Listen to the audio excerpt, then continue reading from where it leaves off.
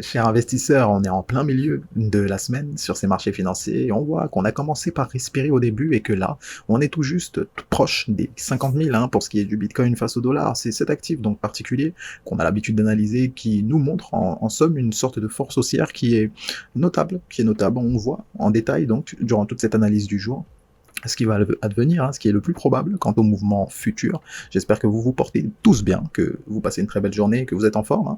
Donc on attaque sans plus attendre sur cette unité de temps weekly. Vous le savez, on est en pleine cassure de Kijun là. Bon, comme on l'a spécifié, milieu de semaine, donc tout peut se jouer encore. On a jusqu'à fin dimanche là. Donc on va voir, mais là c'est bien parti. On a une très très belle respiration, très belle zone de dynamique haussière, juste là, on casse la Kijun, donc comme on l'a spécifié, vous le voyez, on est au-dessus des 0,5 de Fibonacci. Ça sous-entend quoi? Ça sous-entend que déjà on a repris une très belle force haussière, regardez-le. La précision est davantage notable en essayant de faire toujours cette analyse en entonnoir. Donc on part de l'unité de temps hebdomadaire et vous savez qu'on essaie d'aller en profondeur. Pour ceci, vous voyez que la journée précédente, très importante, on a un signal fort donc qui corrobore avec l'analyse qu'on spécifiait hier. Donc l'avalante a engendré donc tout d'abord une légère respiration et ensuite une poursuite haussière. Donc on parle d'une cassure d'une résistance importante, celle des 47 800, et par la suite on parle également de la cassure d'une Kijun.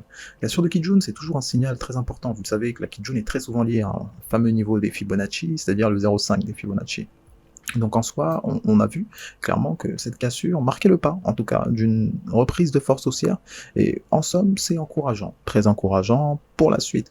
Donc vous l'avez aperçu, on avait une petite zone de compression qui, on le rappelle, nous a tenu depuis le début de cette semaine.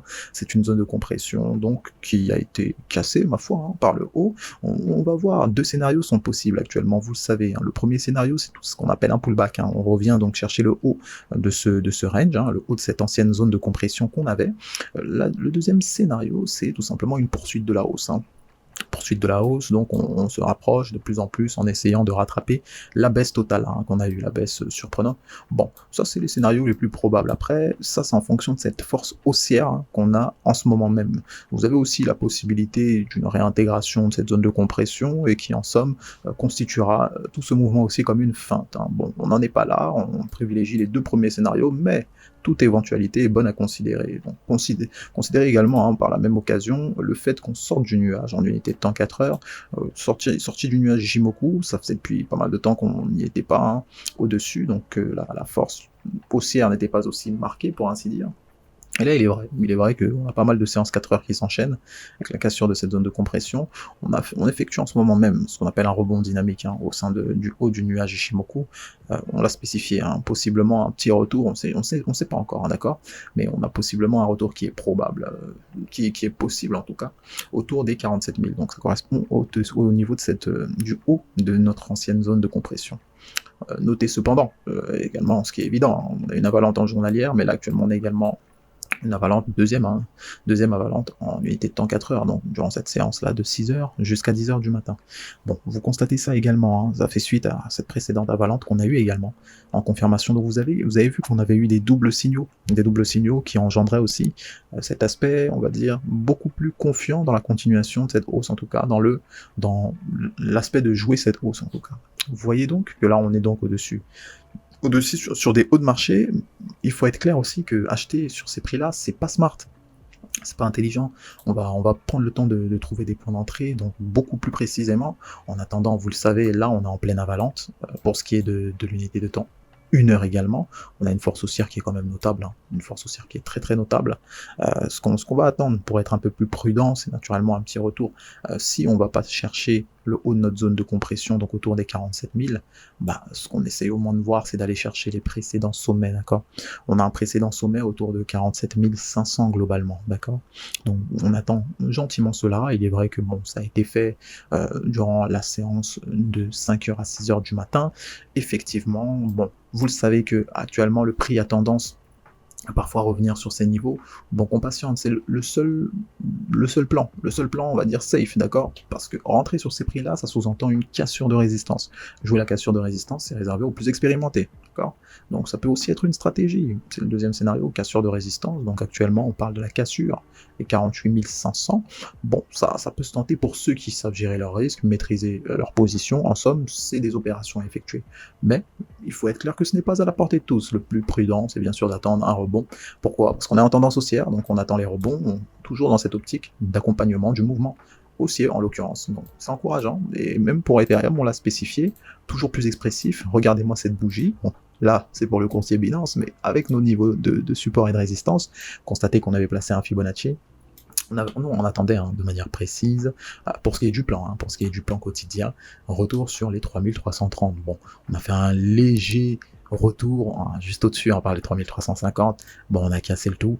Bon, ça s'inscrivait dans le plan, en somme, les valeurs étaient donc pas si loin que ça. Vous apercevez donc la tendance haussière est totale, et même la séance, bon, de 6h à 7h du matin en ce moment même, sur Ethereum, est quand même assez prononcée. Donc on parle là d'un retour quasiment sur les prix de 3660. On a fait un excès pour aller taper les 3670. Bon, très encourageant, très encourageant. On retrace pas mal le mouvement qu'on avait créé. Et d'ailleurs, si on prend du recul, vous savez que on a juste à aller en unité de temps 4 heures. On va retirer Ishimoku. C'est pour la clarté. Pour la clarté, le fait de mettre notre Fibonacci pour voir en somme, la confirmation de ce triple top, en somme, qui semblerait vouloir être manifeste. On a également les mêmes scénarios, peut-être un retour autour des 3530. On va faire attention à ce niveau-là. Et bon, pour ce qui est de Fibonacci, à quel point on a retracé le mouvement, tiens. Et vous voyez que là, actuellement, c'est manifeste. Et même si on veut être un peu plus précis, on va prendre le plus bas exactement. Voilà, celui-ci. Et vous voyez qu'on a cassé les 0,5 de Fibonacci. On a cassé les 0,5 de Fibonacci, là actuellement on se situe sur les 61,8 de Fibonacci.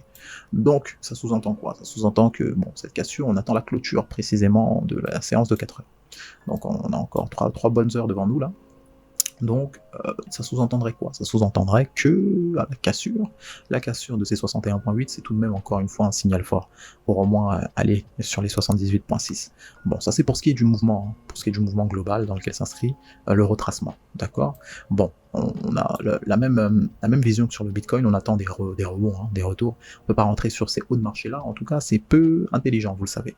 Et on essaie d'investir de la meilleure manière possible, d'autant qu'en unité de temps journalière, la hausse se poursuit. Même constat que sur le Bitcoin, après cette avalante, petit retracement, une journée quand même fortement haussière. Pour Ethereum, très très très bonne expression haussière, c'est bon à voir. Regardez, on a retracé plus de la moitié du mouvement précédent, très encourageant. On est même là sur le point d'atteindre, vous voyez les petites mèches là, ça va être les objectifs du jour si la hausse se poursuit. Il y a de fortes chances à parier qu'on arrive en plus sur une résistance journalière. Et fort à parier que ça risque de nous tenir comme une sorte de target du jour, d'accord? Donc on fait attention à ça, d'autant plus qu'en unité de temps weekly, on a une très belle semaine, très très belle semaine. Et oui, c'est encourageant parce qu'on a quasiment à plus de la moitié du chandelier précédent.